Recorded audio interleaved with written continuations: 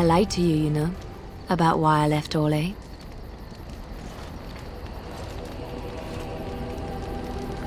In a way I did, but these feelings were triggered by events which I did not tell you about. I didn't feel like talking about it then, what happened to me. Maybe it will affect us, maybe not, but you should know. I came to Ferelden and the Chantry because I was being hunted in Orlais. I was framed, betrayed by someone I thought I knew and could trust. Marjolaine. She was my mentor and friend. She taught me the bardic arts, how to enchant with words and song, to carry myself like a highborn lady, to blend in as a servant. The skills I learned, I used to serve her, my bard master, because I loved her, and because I enjoyed what I did. She was a remarkable woman. I cannot fully express the admiration I had for her, or the depth of my affection. I thought I knew her. My devotion to her blinded me to her less than noble attributes. You can say it was my fault. There was a man I was sent to kill. I was to bring Marjolaine everything he carried. I don't know who this man was. She gave me a name and a description, and I hunted him down. I found documents on his body, sealed documents. It turns out that they were. My curiosity got the better of me. Marjolaine had been selling all kinds of information about Orlais to other countries, Nevarra and Antiva among others. It was treason. My life as bard taught me that my loyalties should be kept fluid. My concern was not that she was a traitor, but that her life would be in danger if she was caught. Orlais has been at war with so many countries. It takes a harsh view of such things, as I later discovered. I should have left well alone, but I didn't. I had to tell Marjolaine I feared for her life. She brushed aside my concern. She admitted her guilt. I believed her. I kept believing up till the moment they showed me the documents, altered by her hand to make me look the traitor. The Orlesian guards, they captured me, did terrible things to make me confess. It was a traitor's punishment I endured. And at the end of it, all that awaited me was eternity in a... The skills Marjolaine taught me were good for something. I did not seek Marjolaine out.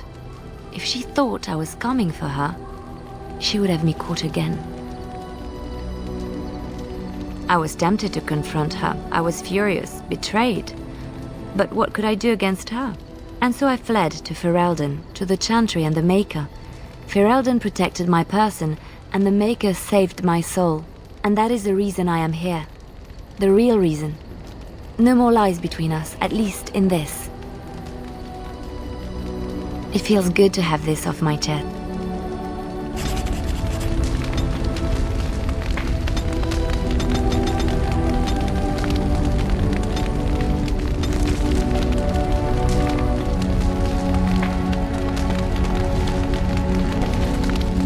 You know, I've been thinking.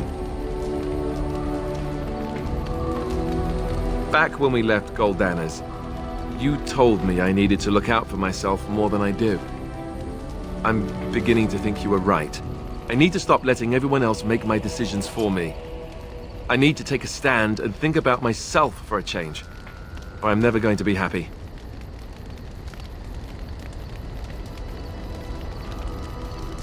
Then from this point on, I'll be looking out for myself more. I should have done this a long time ago. I just wanted to thank you. Meeting you is the one bright spot out of everything that's happened.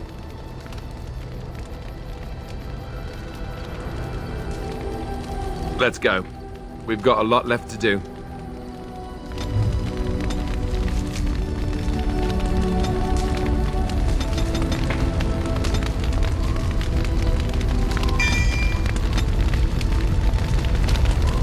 At your service. Well, we're in camp. Now's as good a time as any to... Fair enough. At your service. Of course. Such as they are. About the... At your service.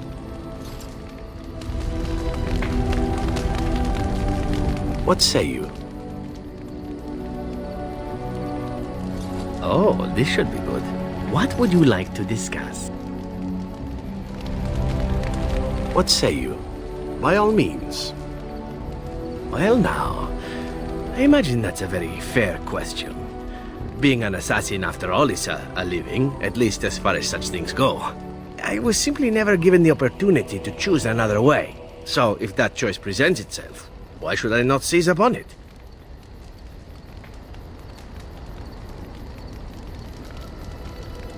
I don't know that I would put it precisely that way. I was but a boy of 7 when I was purchased. For 3 sovereigns, I'm told. Which is a good price, considering I was all ribs and bone and didn't know the pommel of a dagger from the pointy end. The Crows buy all their assassins that way. Buy them young, raise them to know nothing else but murder. And if you do poorly in your training, you die. Of course, you compete against your fellow assassins and... In Antiva, being a crow gets you respect. It gets you wealth. Gets you women. And men. Or whatever it is you might fancy. But that does not mean doing what is expected of you always. And it means being expendable. It's a cage, if a gilded cage. Pretty, but confining. As for what I'll do in the future, it might be interesting to go into business for myself, for a change. Far away from Antiva, of course. For now. And here I am, happy... Come now, enough chit-chat. Talking...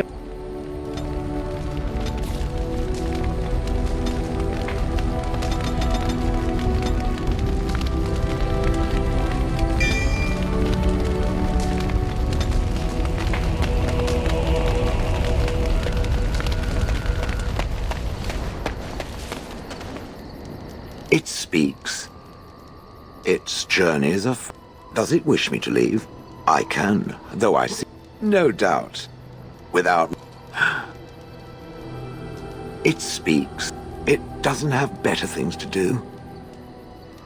Oh, how interesting. Certainly I remember having a master. My memories of what happened to him are vague.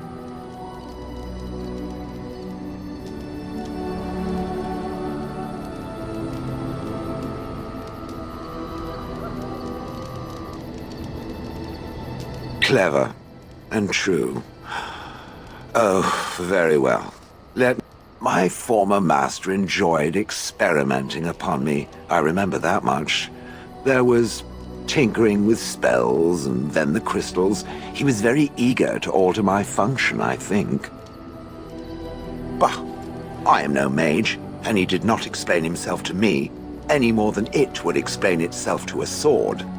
He possessed my control rod, and back then, it would have... So what happened? I am unsure. He was experimenting, and then... nothing. Ho, ho, ho. It does like to laugh, does it? But who knows? And then he was gone. I was stabbed. The villagers came, poked and prodded me in fear, and then realized they could neither move me nor destroy me. So they simply left me. And in time, I forgot I hadn't stood there all along. Oh, yes. Yes, yes, yes. Very much so. For so many years, I'd had to leap to that little toadstool's every command. Get this, pick up that, put it down, pick it up again. The gall! At first, I'd hoped he'd simply decided to leave me there paralyzed. An acceptable trade-off. After years passed, I simply stopped caring. Possibly. Except that he was not experimenting with the crystals at the time, I think. But my memory... Whatever the mage did seemed to render the control rod useful. And provided it doesn't decide to copy his experiments, not that I would allow it, it has nothing to fear from me. Much.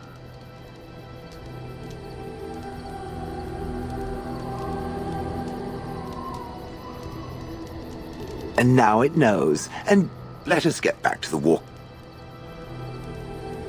It speaks. It doesn't have better things to do. On then.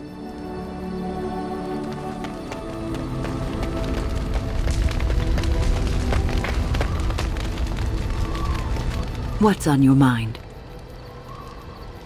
I try not to dwell too much on the mistakes of my past, of which there are many. I would go quite mad if I did that. But I do have one regret.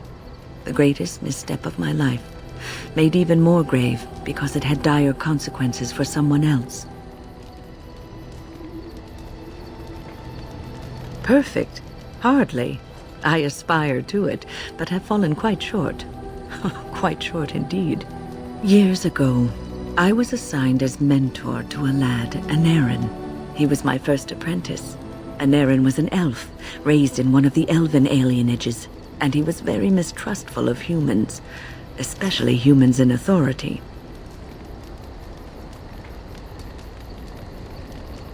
All he knew of the humans was what he had seen in the alienage.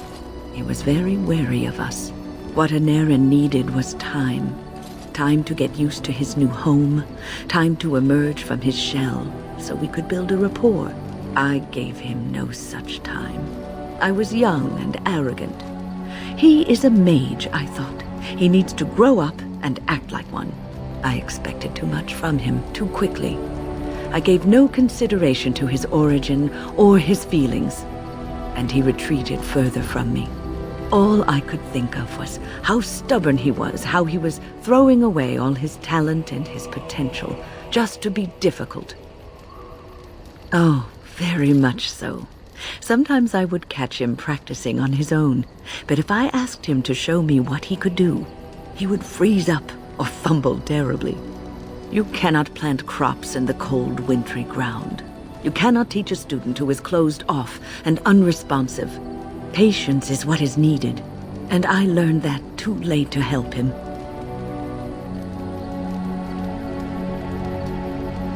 Anarin ran away from the circle one night. I had berated him over some trivial, ridiculous matter that I no longer remember. I drove him away because of something utterly unimportant. He was a child, 14 at the time of his leaving. They had his phylactery, and they hunted him down. They called him Maleficar, a mage who practices forbidden magic, deserving of death. He was a child, misunderstood and lost. I begged the Templars to tell me if he suffered, if they gave him a quick death. I got no answers from them. I was his mentor, and they wouldn't even tell me what became of him.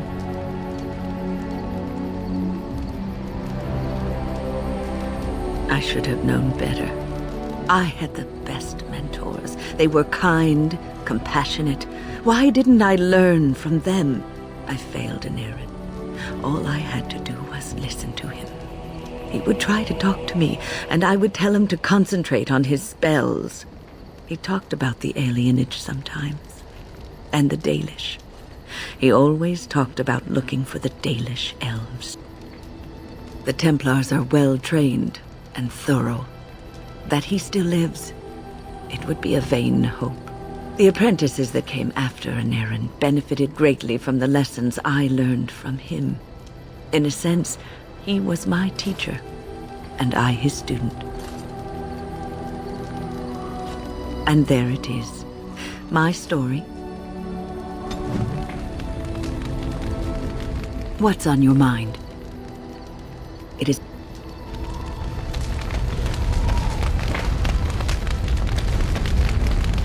Something I can help with? Yes? What's on your mind?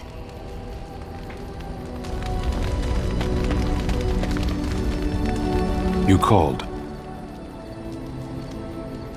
I am hardly surprised. To put it lightly, no one has a place here. Our farmers wish to be merchants. Very well. Speak, then. Then I suggest we move on. As you wish.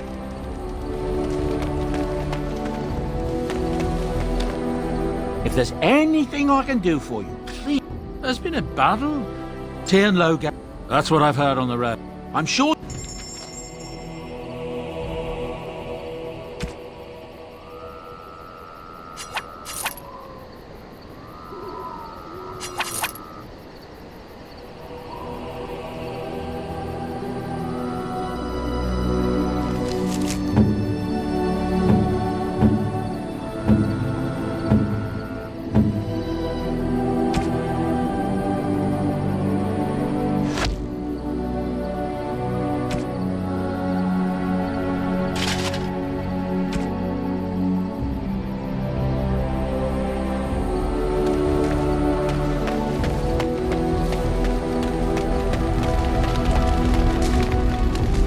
await your command.